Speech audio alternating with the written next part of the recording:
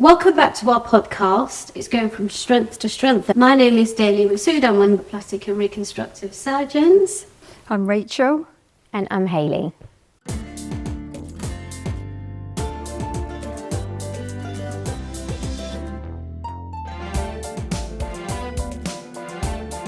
We have a very exciting podcast today, and we're going to be discussing what is actually considered plastic surgery and how young should we be going when it comes to plastic surgery. One of the things that I found quite interesting when we had a chat in our last podcast was where you thought that people didn't think Botox and fillers was a form of intervention or an intervention that could affect you. So if someone comes in and I say, oh, what kind of treatment have you had in the past that would affect me?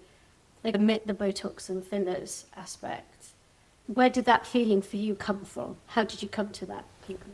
I think before, because it's something that you can just literally go on your lunch hour and have done, Yeah. it's just a treatment. Yeah. It's like going for a massage Yeah. as such, is how I would look. Especially with Botox, because technically it doesn't last as long. I haven't had filler, but I can understand why people would probably feel the same way, because there's that expectation that it just goes away. Okay. Yeah, But it I doesn't. think I can understand why they wouldn't disclose that for the same reason, actually, of Yeah. it just being So do you feel like like that a beauty treatment Exactly, almost. yeah. So would you feel like that about Botox? What about fillers? Maybe not you or your friends. Or Yeah, I think because the younger generation probably don't think again. A lot of the times you're just going to a beauty place, aren't you? You're not Yeah, this necessarily is going it. to practice. So you don't associate it as medical. No, you'd say it's a beauty treatment as such. And because usually they're like, it will go, but it doesn't go, does it? It stays in your body. Exactly. So you've got the reaction to the filler, which starts for a very long time and doesn't quite disappear as much as we think. So it's interesting why people, the thing that you said, people think of it as a beauty treatment. Yeah. But like you said, probably because of the environment that you go to have it done, it's not a medical place, is it, usually? No, I know you do sometimes get nurses, doctors, some surgeries used to. I don't know if they still do it. And dental surgery do They? actually, yeah. But there's a lot of people now that can get trained to do it. And it's slightly different, isn't it? There's a lot of beauticians now that are trained in doing aesthetics. So you're going to a beauty parlour to have it done. So if a sort of beautician was doing the treatment, what I'm getting is you're more likely to think less of it as a plastic surgical procedure. Yeah, I would just think of it as a treatment. Yeah, exactly. So when you present to you, Yeah. it wouldn't necessarily come into your mind that you've had that type of intervention. Yeah. And if a surgeon was doing it, would you feel the same way? No, I'd probably feel different because I'd feel that you're going into a surgical environment. Yeah, I then, think aren't your you? brain would be telling you, you'd know that visit to a surgeon. Yeah. Yeah, 100%. And I think when people go to a doctor or a surgeon for this sort of thing, I feel they're a bit more clued up about the risks associated with it because we do emphasise it. I don't have much experience going to a non-doctor when it comes to getting Botox and fillers, so I don't know. I don't know if they do, but I don't know how much emphasis they put on the risks and the long-term effects and the effects on facelifts and things like that. But you haven't had that. No, I haven't ever been into a clinic. No, and whenever I've gone to have Botox done before, they have been doctors. It's been that environment, but I know a lot of my friends don't necessarily go to that kind of environment. So you have had the risks outlined? I've had are the you risks saying? outlined because, and also when it comes to your face, I want somebody who is very experienced on my face because it can go wrong. So for me, I'd rather pay that bit more money to have it done what I feel is properly done. It's not to say the beauticians aren't doing it properly either, but I feel if something went wrong, they're medically trained. I could call them up and be like, I've had a reaction, fix it. I don't know, you probably would get, but you'd probably be reverted to A&E. I don't know. For me, I'd just rather so would see you a have doctor. researched that person, would you, when you I say go to some... research. Yeah. But I think it's different now. The environments now that the younger generation are in, it's an everyday thing. This is part of the, I've heard of people having maintenance. parties where it's been Botox and Prosecco, alcohol at the same time. Reminds me of the chicken Would pox just be- parties you used to have like in the 70s and 80s. Yeah, so it's so easily accessible. Because it's so easily accessible. And I think people don't understand the seriousness and the long-term I think so. implications Yeah. of fillers particularly. And because it's easily accessible, you've got people in the financial lower bracket having access to it, which are young people, which are children. They have the disposable income, don't they? The 16, 17, 18, 19-year-olds and people in their early 20s that have so easy access to Botox and fillers, and they don't quite understand the long-term consequences of it. Now, for us as a plastic surgeon, we wouldn't intervene surgically on anyone until they're adults, they've had psychological assessment, we've made sure that they're fully grown. There are lots of things, whether it be surgical or non-surgical, that we have to go through. But accessibility and cost, because it's now becoming cheaper, means that younger people are having access to it. Now, because you've got a daughter, now all our daughters have got so much pressure to look good, and you want them to look good. How far would you go to allow them to achieve their desires and expectations? Yeah. Would you go with them? Would you pay for it? No. On the non-surgical aspect? I wouldn't want her to have anything done until she's 40. But equally, I don't think you should be having anything like that until you're actually an age where you're going to notice having Botox. I don't really think you're fully adult till you're about 30, are you? No, Like, and I really think in my your early 20s. 20s, I thought I was really mature. But actually, until I hit my late 20s, there's loads of things that I probably wouldn't have had done. Yeah, you realise the choices you made were not what you want in later life. And I think another good thing is with Botox. I remember when I came working for you, and you're like, but what Botox have you had put in? So I don't know, Botox. I don't know what's in it. But you should know, shouldn't you? You should know what brand and what is actually going in your face. There's so many different ones out there. You should know what's going in your face. I think when it comes to your children, and they're not yet fully adult, if they have something that's functionally causing them issues, you're going to look at that a bit more in a different light, aren't you? There are people, with deformities, things that are making them stand out in society, perhaps making their life really difficult if they look really different because of something. But if you've got this, I know again, it's the definition of what is perfect, but if you've got a body that's fully functioning and everything works okay, there's no reason, is there? No. Not so really. We have to look at functional effects, exactly what you said. Yeah. Psychological effects. So a lot of our patients, if they do have any form of plastic surgery intervention, I would put them through some kind of psychological assessment, psychological support, and only then, if they have functional psych issues or psychological support, I would, with that information, then I would move forward about discussing the options of plastic surgery intervention. Because it could be psychologically beneficial in a young person at that point. Yeah, if they've got breasts down to their knees. Exactly. Or a facial deformity where a filler or a Botox can actually alter it on one side or something. So facial palsy. Yes, The people that are purely cosmetic but are sad because they don't have a chin in a particular way, or lines or forehead or eyebrows in a particular way, we've seen recently in the newspaper, we have parents that have gone one step further, where they've taken them to have a surgical intervention for a purely cosmetic thing, and that's maybe a breast augmentation or a butt lift. And they're 18, 19. What are your thoughts about that? I just wonder what the motives are for the parents. Okay, the child has come to them.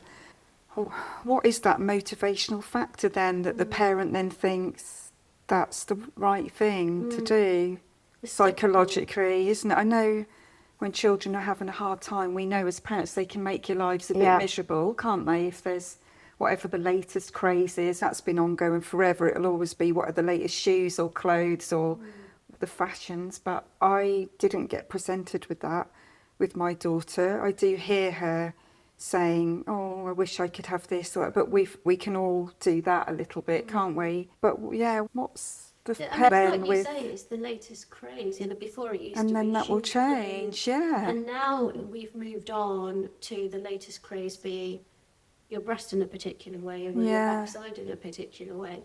And I've had patients, 18-year-old and 19-year-old, coming in with their parents, and their parents are willing to provide the surgery for their 18th birthday or their 19th birthday because they're considered adults. So they're adults. They want larger breasts. They've got normal sized breasts. They might not meet their social media expectations. How would you feel about, if you could afford it, would you provide them with that? No. Definitely. No. There's risk to everything. As a parent, I'm not going to put my child at risk at such a young age unless there is a deformity or a reason, a general reason, one boob's bigger than the other, something like that. Totally understand, can appreciate that. Yeah, but there's no medical deformity. Absolutely not. I'm not putting, I think body standards have changed. So before it was the Kim Kardashian, everyone wanted a massive butt, didn't they? Yeah. Loads of butt lifts then started happening. You then had the Lauren Goodyear, who now, bless her, wants all of this stuff removed. She's completely different to go back to her natural one. There's another girl who was on Geordie Shore, who, stunning girl, had all this plastic surgery, and now she's reversing it. I think a lot of people now are reversing it, because the other thing is, because it's so accessible, a lot of people don't want people to then mimic them. I think it's more now we're trying to go back to our old natural quirks. Yeah. I think there is the other aspect when you're a parent, that if you think your child is going to do something anyway, then there can be the element of, okay, I don't want them, if they're going to do it anyway, I actually want to then be involved because I want to know they're going to the right place. Because children at that age, young adults, will just say, sorry, it's not up to you, I'm going to do it anyway. So I can see where a parent might want to offer some support and go along, because they'll think, if you're going to go behind my back and do it, I'm going to be involved then, because then I'll be involved with the conversation, I'll see where you're going, I can research the medical person. So I can see where a parent being involved could come in under those circumstances. That's because a really good point. Often they will just go off and do it. And so for their safety, you actually then would say, okay, I'll be in on this journey with you then, just to try and, you think they're going to go and do damage to themselves, I'll steer it in the right direction. Yeah, absolutely. But I think there's this issue, isn't there? These expectations that we all need to be perfect at 20. And even at 20, I never thought I was skinny enough. But I'd love to be that fat person at 20 that I was. We change so much, don't we? You always think the worst of yourself. And I think it's such a hard time for girls. Boys as well, I'm sure. But you never think you're good enough at such a young age, because now you've got all of these AI-looking women that aren't actually real, and everyone's airbrushed and photoshopped. And that's really difficult, I think, for girls now, to think that they should look like that. I know. And it's we as so professionals hard. do have a responsibility to say, enough. Just because I can do something, it doesn't mean that you will, And I have to keep that hat on, maybe. Yeah. I have to have that ethical approach. It might be medically correct, I might have gone through the consent process, but I do have to bring that ethical, and sometimes it can be quite difficult. I can imagine saying no when you know you're going to disappoint someone, but as you say, you have to stick with your own moral compass and professionalism. And it is a moral compass. It's not, no one's going to tell me off for it. No one's going to hold me accountable because I'm a surgeon. And if the patient has no complications and they're absolutely fine, you've done something good, but you still morally have not done something good. And I think we are moving. If you go to, I'm not saying every plastic surgeon is doing this, but there are plastic surgeons who don't have that moral compass, and they'll be doing lipofilling in a 17, 16-year-old and completely changing body shapes, and that bothers me. Yeah. I think. The surgery might be a success. Yeah, but then where does it end? Yeah. Because once you've had, I don't know, new boobs, you're going to be like, okay, these look great. What else is now wrong with me? I do feel like you then move on to the next thing. Body dysmorphia is Yeah. one of the psychological checks, isn't You it? just can't enable it. Yeah. And people don't, and like you've already touched on, people don't understand the long-term effects of these surgical No. procedures. And like you said, people want to go back to their oral self after 10 to 15 Yeah. years. But when you have a 20-year-old or a 19-year-old so desperate to have this done with their parents pressurising you, and you know that in 10 years' time they're going to have issues or changes that they don't quite understand. I know when I was that age, I thought being my age now was an eternity away. You actually only think about Yeah. that moment. Yeah. And then if people say, oh, won't you regret that when you get older? You just think, oh, that's just a lifetime away. You just look at the world so differently. And there is a maintenance thing as well. You get your boobs done, but probably in 10 years' time, you're going to need to have those boobs redone, especially if you have kids. Yeah. Everything's going to move. They're not going to look the same. So I think that's the thing. Yeah, I think in years gone by as well with breast augmentation, I don't think it was underlined to people that they would need to have an exchange of implants, say or even 10. looked at. No, I don't think that was spoken about at all. I think people viewed that as a lifetime's, I've had it done and that's that. Because the implants that were there 15 years ago, some of them are not even around anymore. Some of them have been completely banned. So you might be rocking a pair of boobs from 15 years ago that aren't even, I'm not say legal, but you would never be able to put them in somebody now. You don't know if they're leaking. I don't know. I just feel like there's so many risks There's to too it. many risks, and there's this pressure to look young forever. And like we touched on baby Botox, people think that they use this to prevent Stop aging. That's not the true. case, is The it? preventative Botox, if you Yeah. start early. Because I remember going to see somebody Yeah. a couple of years ago and she's like, oh, preventative Botox is the way forward. It's actually not. That's such a lie, because you're going to end up having the line that then shows up. I remember you saying you're going to end up with having, because it starts, the muscles start atrophying, because when you any muscle that if you paralyze it, if you stop using it, it shrinks. Yeah. If you stop exercising, your muscle shrinks. And if you're paralyzing your muscle, they stop working. They shrink away. And when they shrink away, they lose that plumpness that you need for youth. And you just see the facial lines in the middle or bony edges of the forehead that makes you look a lot older. Which is, I still love it though. I still love it, but maybe not as often. yeah. Although, obviously, you've not done that from age 18. No, you know, so I it's- think I started 40, so it's been a couple of years. Yeah, and it just drops the forehead, and it doesn't. It does definitely drop the forehead. I think I had one bad Botox once, and I remember looking on a Christmas picture, and my brow was really low. It looked awful. I didn't even look like me. It looked really weird. That much.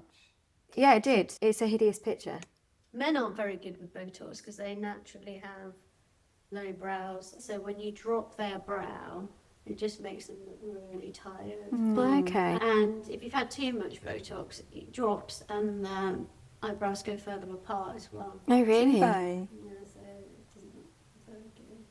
There have been horror stories in the press, haven't there, over the years, where even like famous people, I was thinking of that Pete Burns Oh, yeah. stuff oozing. Yeah. So there have been images out there, but do you think there needs to be a bit more of showing the youngsters of actually what could go wrong? I don't Or is think that just scaremongering? I think it needs to be us as professionals as well as a body to say no. Because society and social media will always push for an ideal body type. And I can't control that. Nobody No. can control that. That's Hollywood, that's all of that. But what we can do as professionals is say, I can't do it. That's wrong, or it's inappropriate, or it's not safe. So as a profession, we should say, Do you think when who's doing it? when you have someone come to you then with these ideas, and you do your consultation as you do the face in the sections and talk through it, take photos and show them.